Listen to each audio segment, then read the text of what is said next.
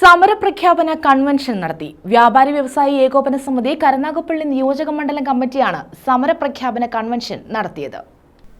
വ്യാപാരി വ്യവസായി ഏകോപന സമിതി കരുനാഗപ്പള്ളി നിയോജകമണ്ഡലം കമ്മിറ്റിയാണ് സമരപ്രഖ്യാപന കൺവെൻഷൻ നടത്തിയത്. സംസ്ഥാന ട്രഷറർ എസ് ദേവരാജൻ ഉദ്ഘാടനം ചെയ്തു.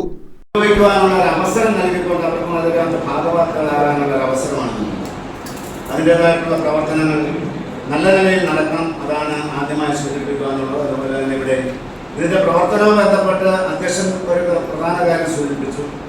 ഇതിൻ്റെ ആളുകൾ ഭാരവാഹികളായി വരുന്ന ആളുകൾ കയ്യിൽ നിന്ന് പണമെടുത്ത് ചെലവാക്കി സംഘടനാ പ്രവർത്തനം നടത്തിയാൽ സംഘടനാ പ്രവർത്തനത്തിന് ആളിനെ കിട്ടാതാകും, ആളുകൾ തന്നെ ഇല്ലാതാകും.